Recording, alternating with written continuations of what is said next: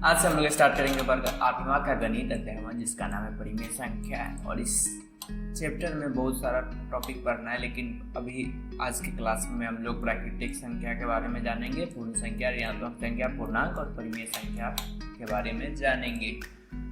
प्राकृतिक संख्या को इंग्लिश में नेचुरल नंबर बोलते हैं, जबकि पूर्ण संख्या को होल नंबर, ऋणात्मक संख्या को निगेटिव नंबर और पूर्णांक को इंटीजर, परिमेय संख्या को रेशनल नंबर। अभी हम लोग समझेंगे प्राकृतिक संख्या। प्राकृतिक संख्या किसे कहते हैं? तो गिनती की संख्या को प्राकृतिक संख्या कहते हैं। मतलब जिन संख्या का उपयोग हम गिनने के लिए करते हैं वो सभी संख्याएं प्राकृतिक संख्याएं कहलाती है। जैसे 1 2 3 4 5 6 7 8 9 जहाँ तक आप गिनते जाइए अनंत तक, ये सब की सब क्या है? प्राकृतिक संख्या है। गिनती की जितनी भी संख्याएं हैं सभी की सभी संख्याएं प्राकृतिक संख्याएं कहलाती है।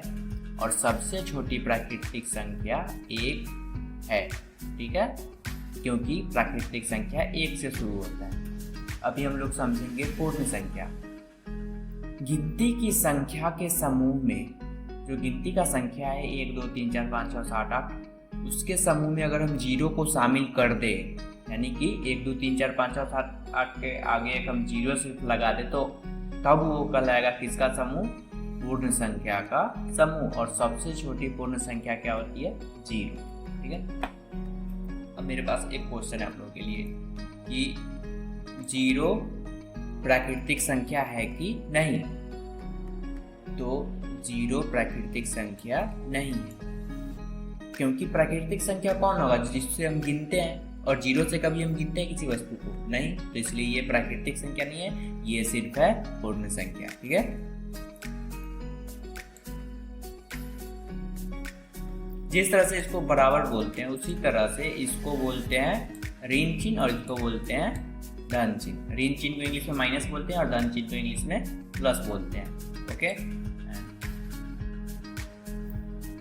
ऋणात्मक संख्या किसे कहते हैं? जिस संख्या के आगे ऋण चिन्ह लगा हो उसे ऋणात्मक संख्या कहते हैं। ऋण चिन्ह के बारे में अभी तुरंत हम लोगों ने पढ़ा था कि ऋण चिन्ह क्या होता है। तो ये है ऋण चिन्ह, ये है ऋण चिन्ह। तो ये 34 है, इसके आगे ऋण चिन्ह लगा हुआ है, तो ये इसलिए क्या कहलाएगा? ऋणात्मक संख्या। ये 456 है और इसके आगे ऋण चिन्ह लग गया, तो ये कौन सा संख्या कहलाएगा?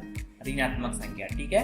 अभी हम लोग समझते हैं कि पूर्णांक किसे कहते हैं। तो पूर्णांक, पूर्ण संख्या और ऋणात्मक संख्या को एक साथ पूर्णांक कहा जाता है। तो सबसे पहले पूर्ण संख्या क्या होता है? तो 0 1 2 3 4 5 6 जितना हम गिनते जाए अनंत तक, वो सबका सब क्या कहलाता है? पूर्ण संख्या। और उसी तरह से 1 2 3 4 5 6 7 8 9 10 ये सब माइनस में, ये सब क्या कहलाता है? ऋणात्मक संख्या। तो पूर्ण संख्या और ऋणात्मक संख्या, पूर्ण संख्या और ऋणात्मक संख्या, इस सबको एक साथ क्या बोलते हैं? पूर्णांक बोलते हैं, ठीक है। और इसमें हम लोगों ने क्या देखा कि ये तो है सब माइनस में, -1 -2 -3, और ये सब किस में है? ये सब के सब जिसके आगे कोई चिन्ह नहीं लगा हुआ है उसमें धन चिन्ह छुपा होता है। तो जिसके आगे माइनस लगा होता है उसको बोलते हैं ऋणात्मक पूर्णांक, और जिसके आगे कुछ नहीं लगा हो या धन चिन्ह लगा हो उसको बोलते हैं धनात्मक पूर्णांक। पूर्णांक कितने प्रकार के होते हैं? पूर्णांक 2 प्रकार के होते हैं। पूर्णांक 2 प्रकार के होते हैं, धनात्मक पूर्णांक जिसको इंग्लिश में बोलते हैं पॉजिटिव इंटीजर, और ऋणात्मक पूर्णांक जिसको इंग्लिश में बोलते हैं नेगेटिव इंटीजर। तो धनात्मक पूर्णांक किसे कहते हैं? जिस पूर्णांक के आगे धन चिन्ह लगा हो। अभी हम लोगों ने यहाँ पे देखा कि इसमें धन चिन्ह नहीं लगा हुआ है, लेकिन फिर भी इसके आगे धन चिन्ह छुपा होता है, ठीक है। लेकिन यहाँ पे हमने लगा दिया ताकि आप लोग को समझ में आए। तो इसमें लगा हुआ है फिर भी ये धनात्मक पूर्णांक है, और इसमें नहीं लगा हुआ है फिर भी ये धनात्मक पूर्णांक है, और जिसमें माइनस लगा हुआ है वो कौन सा पूर्णांक हो गया? ऋणात्मक पूर्णांक, ठीक है। तो अभी हम लोग समझते हैं एक इम्पोर्टेंट चीज कि 0 कौन सा पूर्णांक है? तो 0 ना धनात्मक होता है ना ऋणात्मक होता है, ये दोनों के बीच का होता है, ठीक है। ना धनात्मक होता है ना ऋणात्मक होता है, ये दोनों के धनात्मक और ऋणात्मक के बीच का होता है। इससे पहले कि हम लोग परिमेय संख्या को समझे, अभी जो हम लोगों ने समझा उसका एक बार रिवीजन कर लेते हैं। प्राकृतिक संख्या, गिनती की संख्या को प्राकृतिक संख्या कहते हैं। पूर्ण संख्या, गिनती की संख्या में 0 शामिल कर देते हैं हम, तो वो क्या कहलाने लगता है? पूर्ण संख्या, ठीक है। ऋणात्मक संख्या किसे कहते हैं? कोई भी संख्या है उसके अगर हम ऋण चिन्ह लगा देते हैं, यानी माइनस का चिन्ह लगा देते हैं, तो वो क्या कहलाता है? ऋणात्मक संख्या।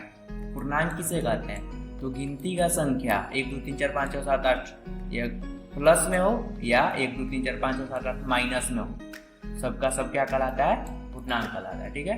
और पूर्णांक कितने प्रकार के होते हैं? 2 प्रकार के, धनात्मक पूर्णांक और ऋणात्मक पूर्णांक। जिसके आगे प्लस लगा हो या कुछ भी नहीं लगा हो वो सब का सब धनात्मक पूर्णांक कहलाता है, और जिसके आगे माइनस लगा हुआ हो वो सब का सब ऋणात्मक पूर्णांक कहलाता है, ठीक है। परिमेय संख्या, जो संख्या p बटे q के रूप में लिखा जा सके एवं p और q दोनों पूर्णांक हो, जहाँ q बराबर नहीं हो 0, परिमेय संख्या कहते हैं, ठीक है। तो अब इसको समझने के लिए हम कुछ परिमेय संख्या को लिखेंगे, फिर उसको समझाएंगे कि क्यों परिमेय संख्या है। तो अभी हम बात करते हैं 2/6 पे, ठीक है। तो ये 2/6 परिमेय संख्या क्यों है? तो 2/6 इसलिए परिमेय संख्या है क्योंकि ये p बटा q के रूप का है। बटा है इसमें भी बटा है, p और q। p के जगह पे इसमें 2 है और q के जगह पे इसमें क्या है? 6 है। और p और q के जगह दोनों क्या होना चाहिए? पूर्णांक होना चाहिए। तो क्या 2 और 6 पूर्णांक नहीं है ना? पूर्णांक, क्योंकि ये गिनती का संख्या और आपको पता है हर एक गिनती का संख्या पूर्णांक है, ठीक है। तो ये जो संख्या लिखा हुआ है ये p बटे q के रूप का है, और जो p है और जो q है वो दोनों पूर्णांक है, तो इसलिए ये परिमेय संख्या है, ठीक है। अभी और समझते हैं कि क्या 4 जो है सो परिमेय संख्या है। इसके बटा में क्या छुपा हुआ है? 1। आपको पता है कि कोई भी संख्या उसके बटा में 1 छुपा होता है, ठीक है। तो अब ये p बटे q के रूप का हो गया, और p जो है इसका 4 है, और जो बटा के नीचे q है वो कितना है? 1 है, ठीक है। तो यहाँ पे p भी एक पूर्णांक है और q भी एक पूर्णांक है। p 4 है, q 1 है। 4 पूर्णांक है ना, क्योंकि गिनती का संख्या, और 1 भी पूर्णांक है क्योंकि गिनती का संख्या है, ठीक है। आपको पता ही है कि गिनती का संख्या या प्लस में हो या माइनस में वो पूर्णांक होता है, तो इसीलिए ये दोनों पूर्णांक है और p बटे q के रूप का, इसलिए ये परिमेय संख्या है। अब एक बहुत इंपॉर्टेंट चीज कि क्या 0 परिमेय संख्या है? तो सबसे पहले बात देखिए, 0 इसके बटा में 1 छुपा होगा, जैसे कि हम जानते हैं कि किसी भी संख्या के बटा में 1 छुपा होता है। एक बार बताइए, अभी हम लोग जब पूर्णांक पढ़ रहे थे उसमें पढ़ रहे थे ना कि 1 2 3 इधर इतना जाते रहिए, ठीक है। और इधर -1 -2 -3 ये सब भी पूर्णांक है। ये धनात्मक हो गया और ये क्या हो गया? माइनस में है तो ऋणात्मक हो गया। और इस सब के बीच में क्या होता है? 0 होता है। 0 भी एक पूर्णांक है, भले वो धनात्मक नहीं है, ऋणात्मक नहीं है, लेकिन पूर्णांक है। तो 0 जो p है बटा के ऊपर वाला वो भी पूर्णांक है, और जो 1 है वो भी पूर्णांक है। तो इसलिए 0 जो है एक परिमेय संख्या है, ठीक है।